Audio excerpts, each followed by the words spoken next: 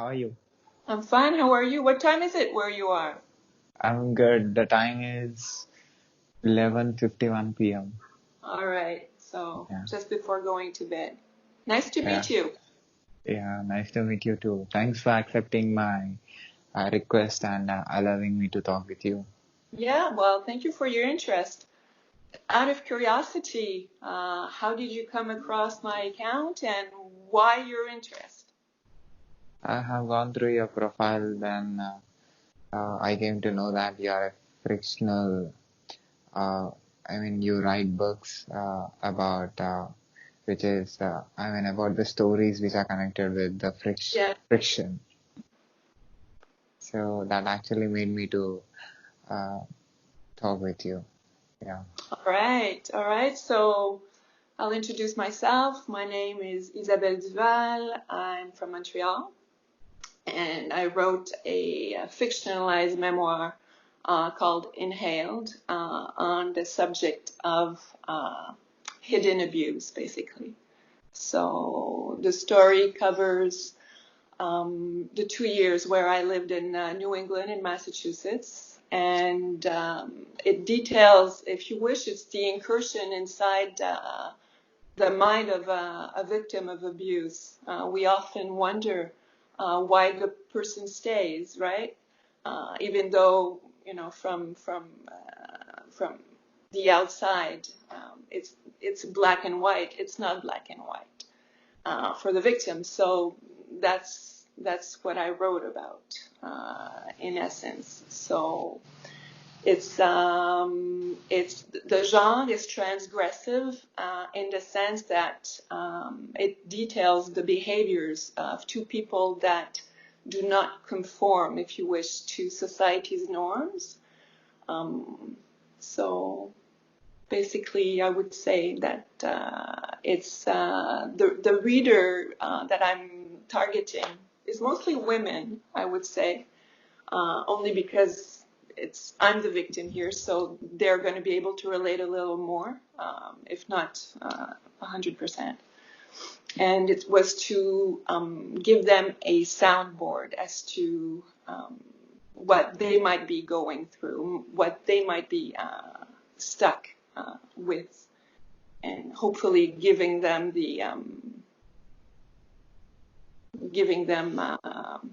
attention and some validation as to what they're going through. So yeah, my first question is that only, who is the victim? So you are the victim. Yeah. So And you, fun around as well. I was with my daughter. I was stuck in the U.S. when all this happened, so I couldn't really leave. I didn't know anybody. I was there because my daughter was attending school, and so I was kind of stuck. So I would say we were two victims targeted, basically. okay. So can you tell me, can you tell more about that? You are talking More about well, abusement.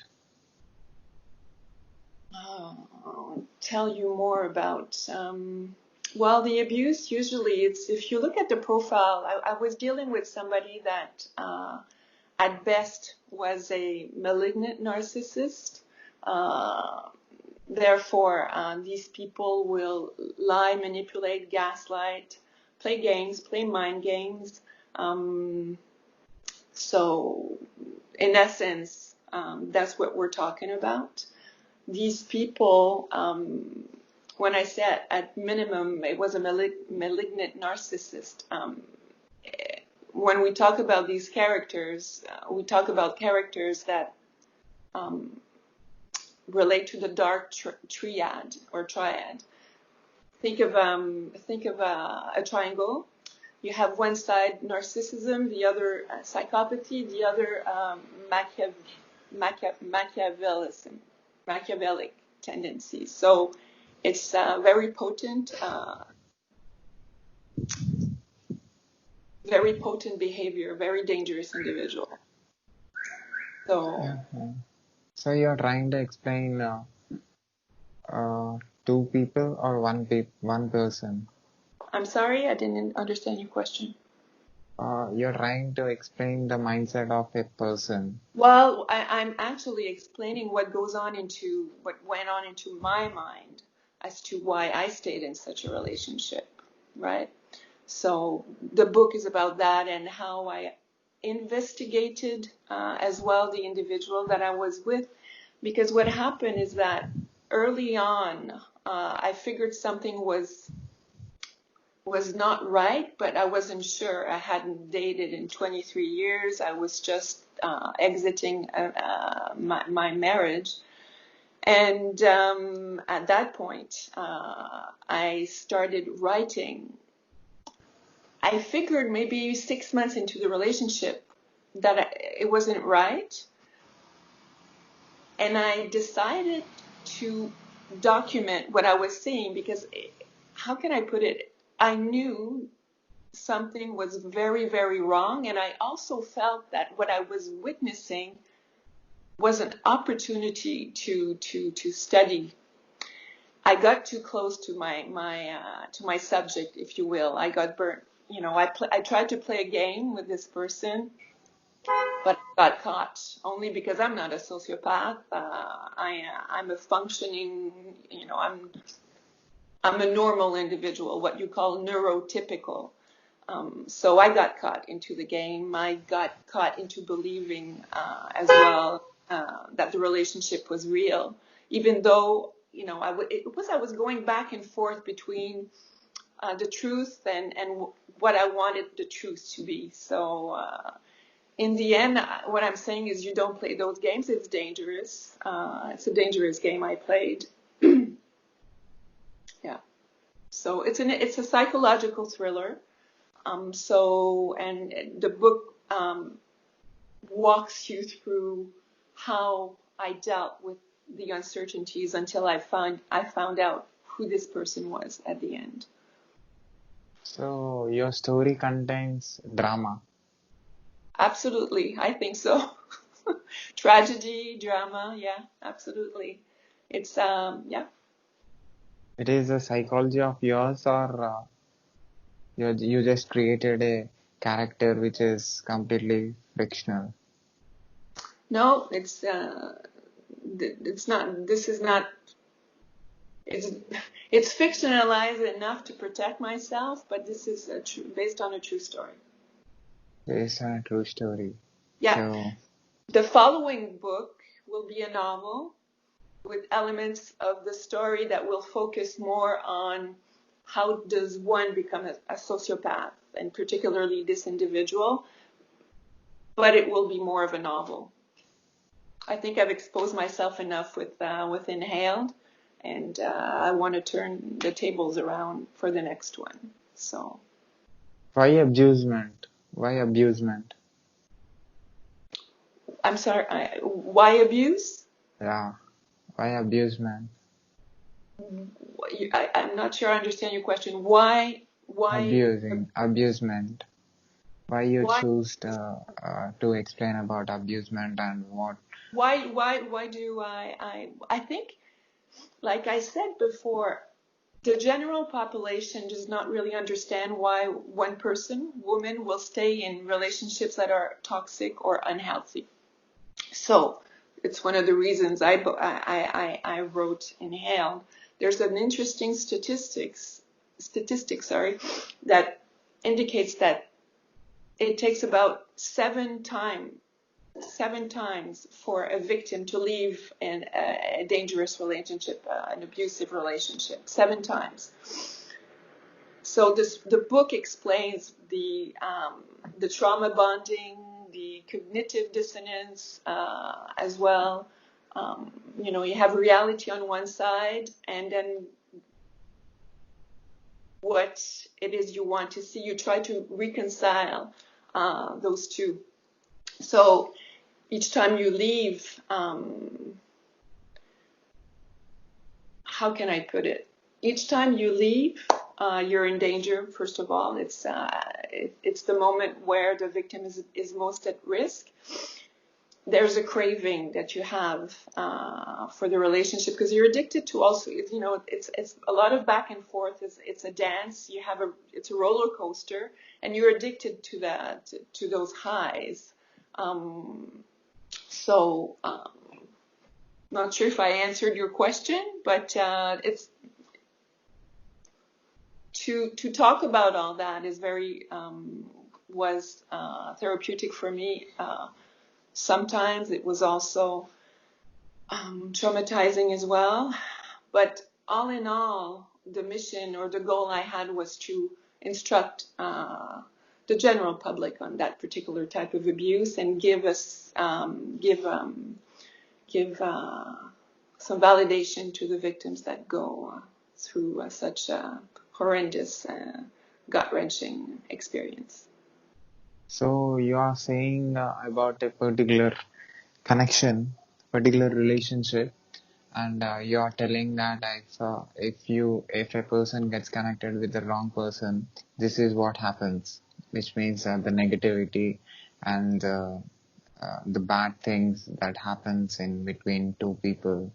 So, and the psychology, the thinking, the way of their thinking, the way how they react to the things, and what exactly happens between two people who don't connect with each other but still live together. Yes, but I'm talking, what you're describing is almost a normal relationship. I'm describing a very abnormal, dysfunctional relationship. So everything is multiplied in terms of challenges. Most relationships are not abusive.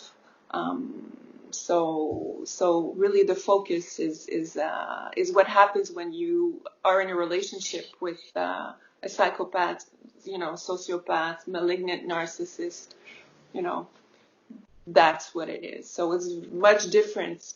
It's much different than a relationship where you have normal ups and downs. Before connecting with each other, do they know about each other? Before connecting or before living together, they don't know about each other. No, it's quick. It's quick. Yeah, like I said at the beginning, it's based on my story, and following the implosion of my marriage, I dove headfirst into a relationship that I thought was healthy, but it was not healthy. But by the time I figured out that it was not right, I was kind of hooked, because these people manipulate, they charm you, they what we call love bomb you, you know, they shower you with praise. There's a lot of future faking as well. So I was kind of hooked early on. I was very vulnerable as well. So, sorry, my book is a cautionary tale as to what happens when you dive into a relationship when you're vulnerable.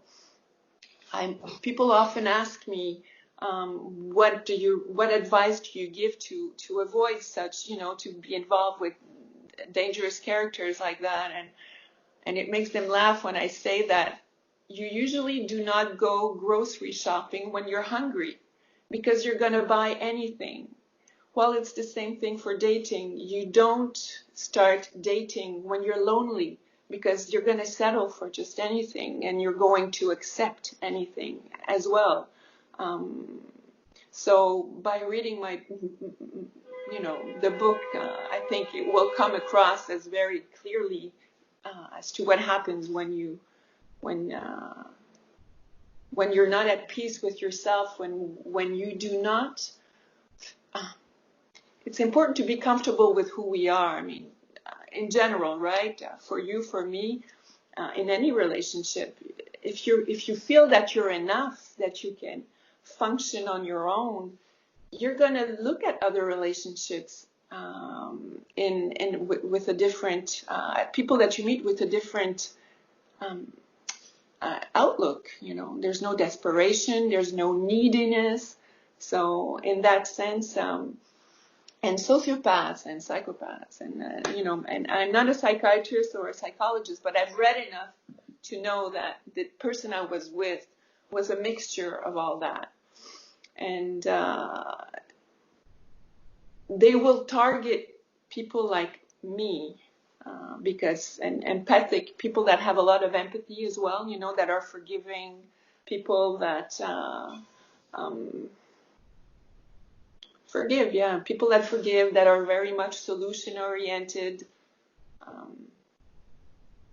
So, How old are you when you got connected?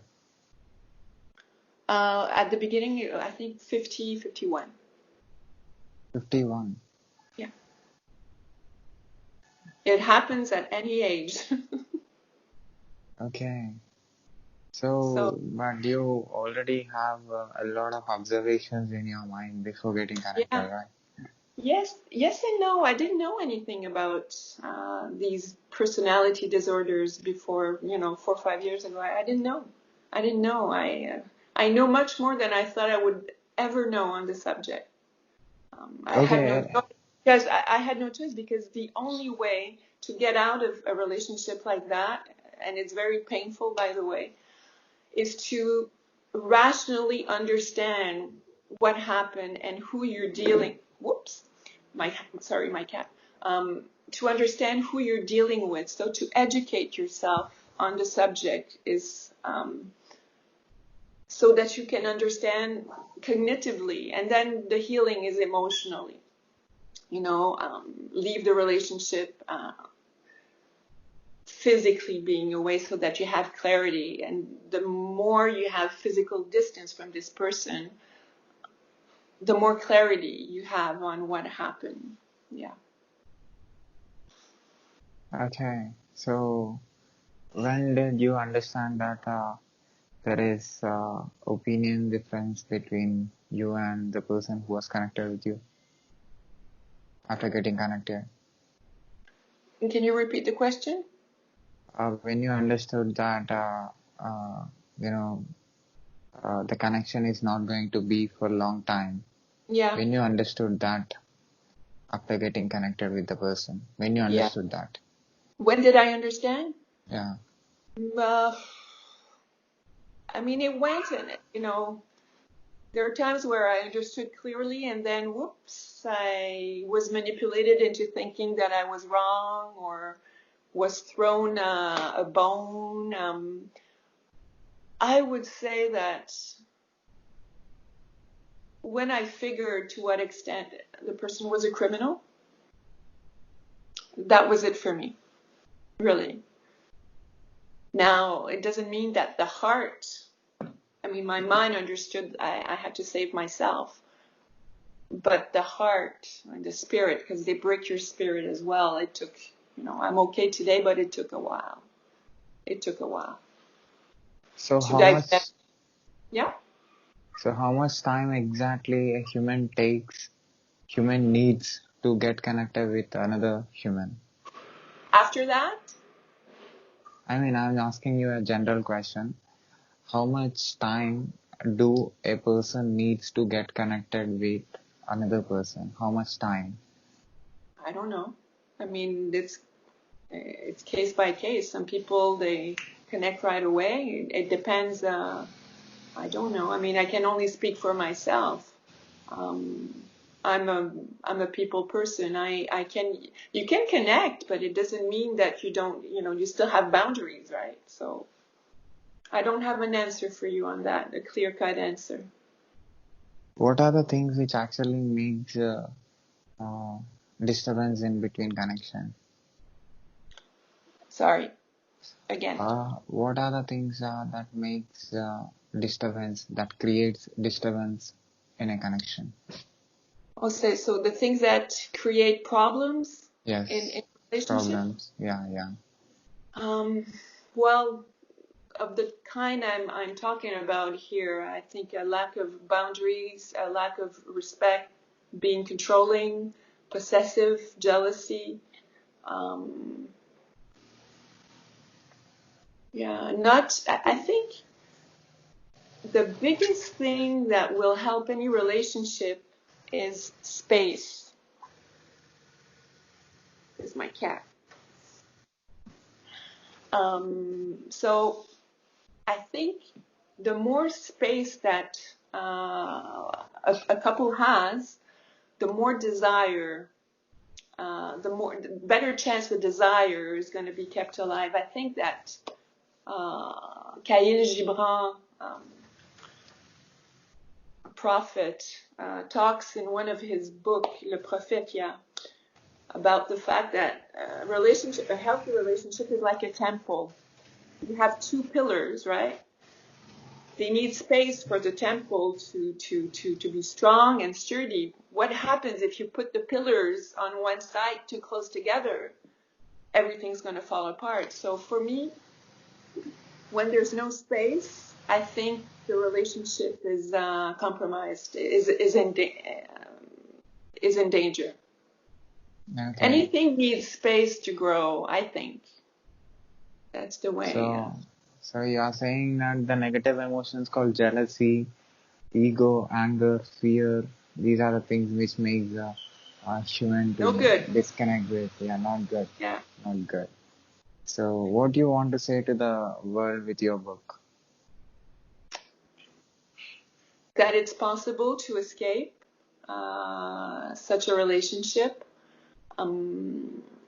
That you will come out stronger. That it takes a lot of effort, and to trust your guts. That's what I would say. There are many red flags when you deal with these people. But the red flag that I ignored was in my stomach. I knew something was not right and I did not listen. So I guess that's what I want the world to know. Trust yourself. Trust yourself. Physically, you got attacked? Physically? Sorry? Physically? Is there any physical attack? No? Only the attack with the thought. I'm not sure I understand what you're saying. Have you faced the person who is hitting you with his body? No, there was no physical. It was going to come though, as I understand it. But the abuse was, you know what? I shouldn't be saying that. The problem, no, there was no hitting. There was no physical violence. It was hidden abuse. Okay. Nobody saw. So. Okay.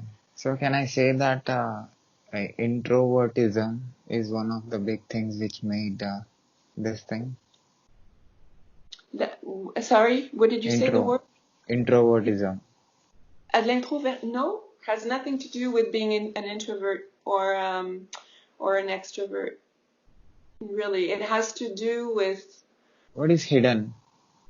what the abuse. Hidden It's abuse. hidden abuse. It's hidden abuse. It's abuse that people do not see.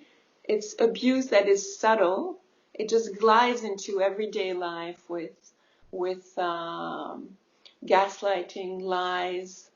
It's abuse that is not tangible, right? You don't have a black eye. You don't have a broken arm. You don't have a cut. So that's what I mean by hidden abuse. Oh my God, I think it contains a lot of dramatic elements in your I story. would think so. Yes. I mean, my book is for a mature audience. I talk about hidden abuse. I talk about the power of sex as a manipulation tool. It's very graphic as well. Some people like it. Others will find it difficult. But most women, the men seem to react to the book differently than the women. It's very, very interesting. The women, I feel, from the feedback I get, understand. They get me. The men, maybe, I don't know, maybe they're more rational about it, have difficulty understanding that there's a lot of back and forth in these relationships. You leave, you come back, you leave, you come back, you leave, you come back. on average 7 times, which means that some people leave right away and others after 25 times. So on average 7. So I found very interesting that men did not get that. That, I think they wish that I would have understood at the beginning that it was dangerous. Some said that I had asked for it, so interesting. So why you decided to write a book? Because I felt the story was a good one to tell. What I was witnessing was, for me, unbelievable. You do not understand how, you cannot wrap your brain around such behavior. This person had no conscience, no remorse, no guilt, on nothing. Not just with me, but I could observe it with other interaction, right? So it was just the strangest thing. And I think I knew the story was worth, the story in itself, forget that it's about me. In terms of writing it for therapeutic reason, but the story in itself is an interesting story for anyone who wants, to read something there's thrilling episodes and all that. So, and like I said as well, I also realized that my story could help other women, millions. I'm not the only one, far from it. And I'm not saying that my story is better or worse or more exciting. Unfortunately, many women are stuck in these situations. I still had a sense of who I was, and that helped me to leave a relationship. This person chose the wrong person to mess with. But we're not created equal. You have other women that, for whatever reason, don't have that sense of self. And when you don't have that sense of who you are, you don't believe that you can actually make it on your own. So it's quite something. Okay, so at the end, what do you want to say to the audience who watches this video from different parts of the world? Well, to buy the book, that if you do have somebody that is going through a difficult relationship, an abusive relationship, this book could help them understand what's going on in their lives. But as well, a person buying that book could understand what their friends are going through as well. So, and that, I'm a smart woman. I like to think this could happen to anybody. If it happened to me, it can happen to anybody. So.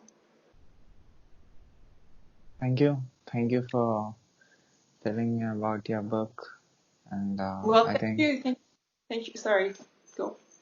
Yeah, so I think this is one of the different stories I have listened, in all my, if I compare my experiences with your experience, I think I'm abusing without telling, without saying, without expressing. So I think this is going to be one of the different things, different experiences of mine. But still, I feel very sad. I feel very sad for whatever happened to you. Oh, you know what? Thank you. You know what? I survived for sure, but I'm not the same person anymore. I think I like myself. Even more. It took me a while to get there, but I learned so much, and the way now I manage my life is much different because of my experience. I'm able to see toxic people much more quickly, and I know how to avoid them. So, you know, sometimes growth comes with a bit of pain. So But my suggestion, my suggestion or my thought or my observation, I'm telling to you, there are a lot of beautiful things. There are a lot of positive things in the world, which are there to see. Whatever we have experienced in our life is not the only thing that is there in the world. There is other yeah, things too that we have to experience and we have to see and we have to listen and have to understand. There are a lot yeah, of other things too. yeah. So If I can leave you on this note, I went through something difficult, but I don't know, maybe you as well. But when you transcend it, when you plow through it, in my case, I have to say that everything tastes better. The air is fresher. Um, Everything about life is more intense in a good way. You know, it's not overwhelming, but I'm grateful to certain. I'm grateful, but because I survived, I'm grateful. Maybe I wouldn't be grateful had I not, but I'm grateful. In the end, I'm I'm, grateful. I'm sure you are going to be one of the inspiring women in the world for sure.